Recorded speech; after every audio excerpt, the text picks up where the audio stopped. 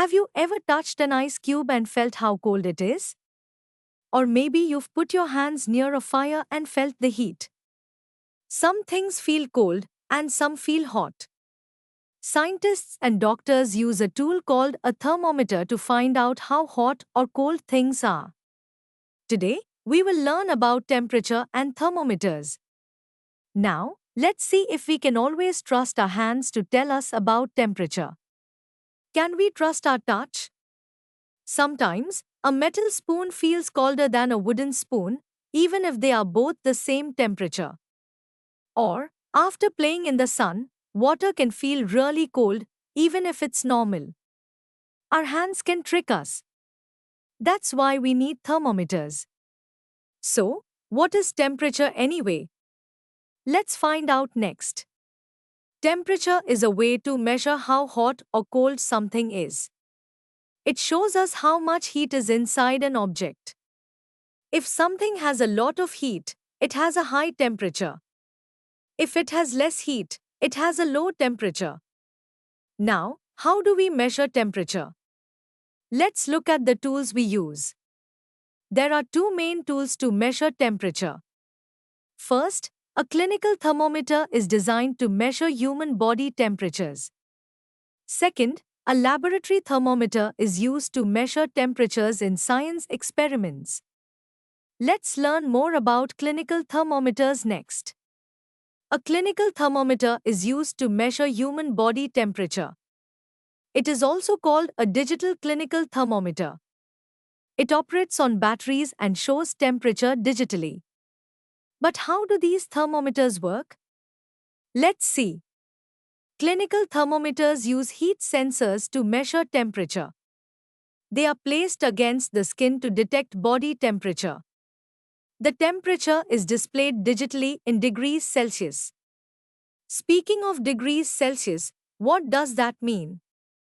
Let's talk about it next. Temperature can be measured in different ways, like Celsius, Fahrenheit, and Kelvin. Celsius is used a lot for body temperature, and it's written with a degree C. For example, 37 degrees Celsius is normal for our bodies. Fahrenheit is used in some places, like 98.6 degrees Fahrenheit.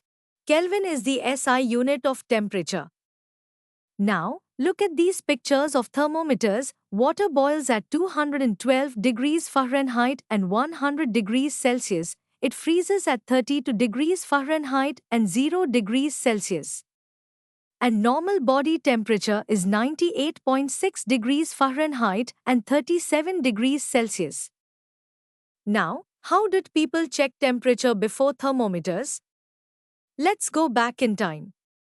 A long time ago, before thermometers existed, people checked someone's pulse to see if they had a fever. But this wasn't a good way because it wasn't always right. That's why thermometers are so helpful today. Next, let's look at a different thermometer used in science. A laboratory thermometer has special parts. It has a long, thin glass tube called a capillary tube. At the bottom is a bulb filled with liquid. Inside, there's a line of liquid that moves up or down. The tube has a Celsius scale with numbers to show the temperature. The whole thing is called the stem.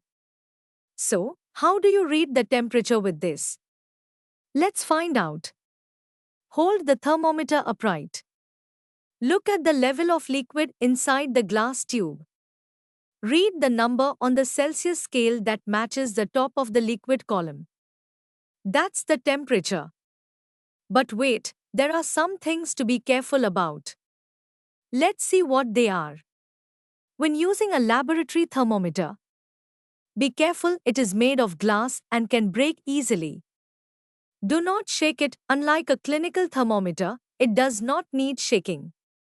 Do not hold it by the bulb, this can affect the reading.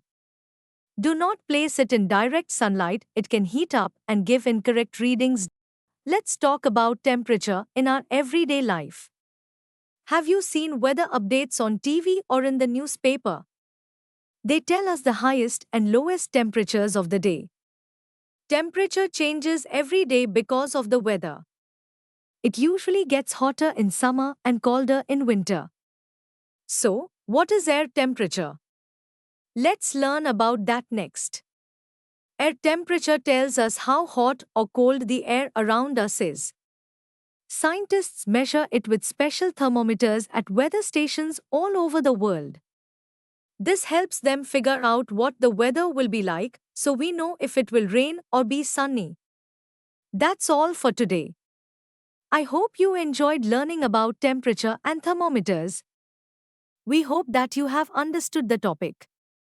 You can now study chapter notes, watch video lectures, and solve MCQ tests of this chapter on EduRev.